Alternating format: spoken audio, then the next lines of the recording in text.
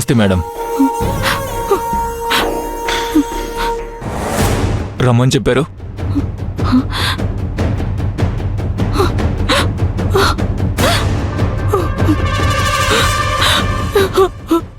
నా కొడుకుని చంపేశారు. చంపేశారా?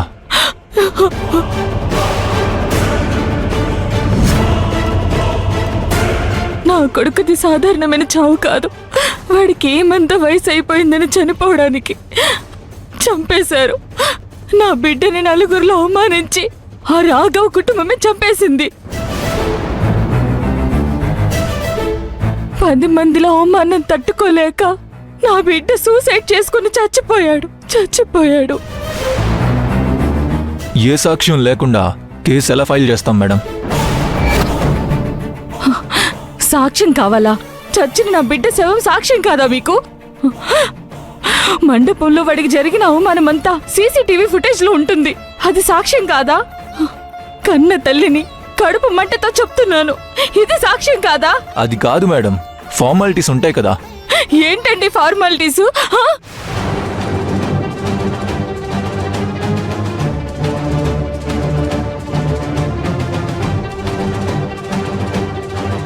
ఇదిగో పోస్ట్ మార్టం రిపోర్ట్. నా కొడుకు చనిపోయింది సాధారణమైనది కాదు, ఆత్మహత్య చేసుకుని చనిపోయాడని ఇందులో ఉంది. చూడండి.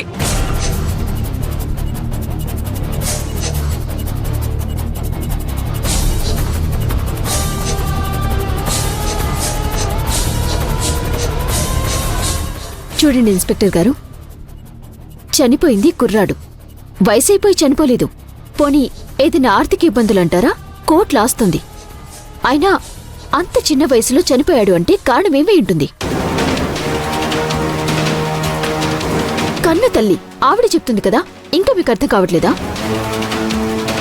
పీటల మీద 10 నిమిషాల్లో తాళి కడతాడు అనగా ఎవరినూ తీసుకొచ్చి అందరి ముందు ఆ అబ్బాయితో ఆ అమ్మాయి మెళ్ళో తాళి కట్టించింది. అది చూసి అసలు ఈ మగాడైనా తట్టుకోగలడా? ఆ అవమానంతోటే, ఆ బాధతోటే వీళ్ళబ్బాయి ఆత్మహత్య చేసుకుని చనిపోయాడు. దీనంతటికి కారణం ఆ భూమియే.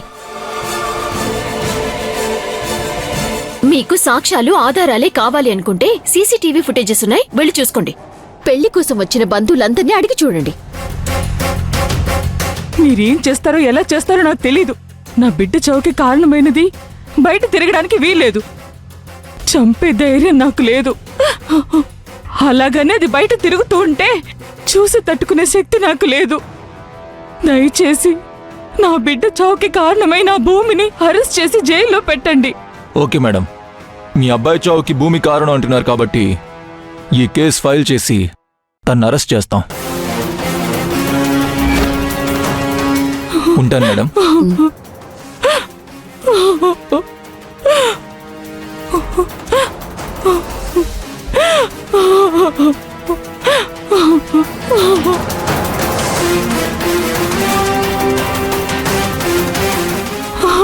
పది నిమిషాలు ఆ భూమి అడ్డుపడకుండా ఉండుంటే నా బిడ్డ ఈరోజు బ్రతికుండేవాడు.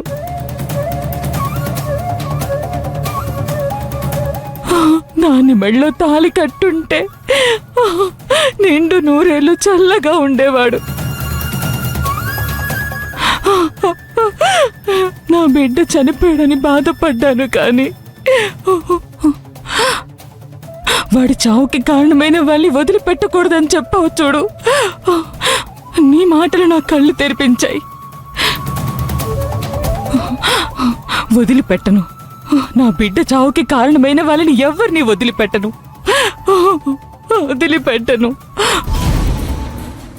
ఇప్పుడు మీ ఆవేశమే నా ఆయుధం. దాన్ని నేను ఎలాగూ దెబ్బకొట్టలేకపోతున్నాను. దెబ్బకొట్టడానికి ఆస్తి, అంతస్తు, పలుకుబడి, పరపతి అన్నీ మీకున్నాయి. నేను చేయలేనిది మీ ద్వారా చేస్తాను.